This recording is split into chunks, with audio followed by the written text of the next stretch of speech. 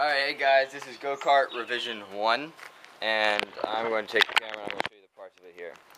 Alright, so we obviously have a new, actually basically the whole thing's new. This is the view of it from all around. Alright, so we got our three Kirkland Deep Cycle Marine batteries. We got three of them lined up in series, and we got 36 volts. That runs into the controller here, where it is just controlled by these wires that come out of there and go over. That's my on-off switch, and I spent about an hour extra hooking it up so that I could get this little off-on thing going. And then once it's on, this is my throttle for right now.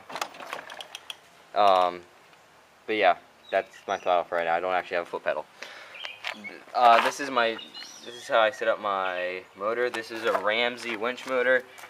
Peaks at 9 horsepower, but I'm only giving it 85 out of its max 140 amps. So probably will peak at about 4 or 5 horsepower, which is fine. This is where the motor shaft comes out. It goes down here. It hits that wood that keeps it taut. Yeah, I know the wood's going to wear down eventually, but I'll worry about that when it comes. One of the actual points for this is anywhere on the case. So one of the mounting holes, I just hooked up one of those car battery connectors, put the bolt through it and bolted it into there, and then my chain comes out. It goes. I got around the sprocket. I have a 1:5 ratio, so I have 1/5 the speed but 5 times the torque. That's what matters here, because I live in a kind of hilly area here. These are my wheels. They're 12-inch wheels. I bolted them all on this side, and on the inside I put lock collars.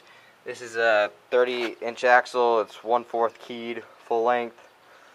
The chains I'm using is number 35. I'm sorry. And these are grease bearings that just happen to fit my axle.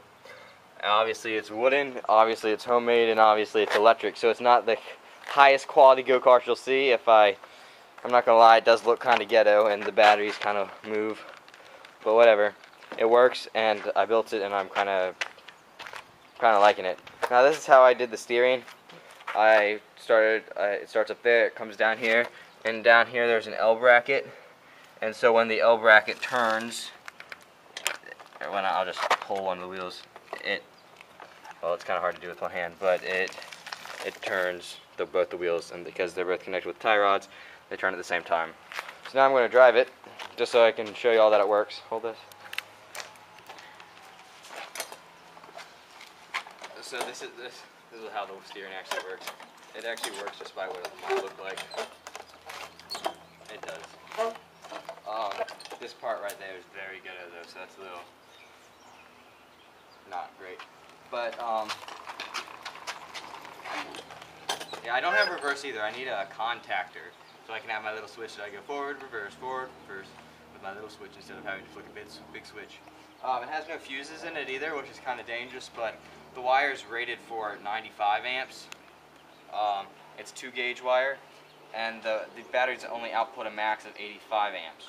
So I'm not really worried about anything burning up here except for the motor, and that seemed to be pretty cool for the recent runs after I fixed up the wiring issues. The seat I took out of an old office desk seat. Yeah. And I bought a bunch of these little battery contactors so I could hook up everything. Some of them are the pole ones, some of them are the these bolt ones that I just used for the motor and stuff. And then my controller, let me see the camera. The controller, I don't know if you can see it, it's a Curtis 1204-410 model. It does 36 to 48 volts. It originally worked at 225 amps. Let's see, 225 amps, but it has been upgraded to 400 amps. Not that I'm ever going to use that, but it was the cheapest one, so I bought it. And so yeah, I'm going to drive it because no matter how much it looks like it doesn't go, it does. I spent a lot of time trying to get the chain to stay on because the chain wouldn't stay on, but then I got the chain to stay on, so the chain stays on and I can go. I just have to put a bar that holds the motor to what I call this my mini version of a firewall. But I had to hold it there because the motor kept wanting to move as it started spinning as it should, but it was moving too far and the chain would become really loose. So here we go. I'm not going to drive it too fast because I don't want to hit my mom's car or anything, but go over there. Go so you can see down the other side of the driveway.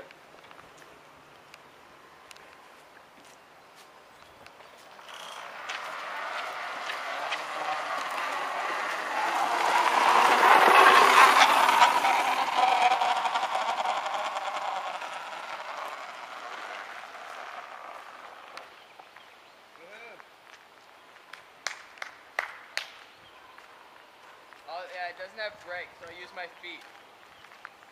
That's really, yeah, I know, it's unsafe, whatever. But yeah, I haven't even tried going up the hill yet because it looks kind of menacing, and I don't want to like stop halfway up and for me to fall down. But yep, I'll drive back. This is how I reverse if I don't have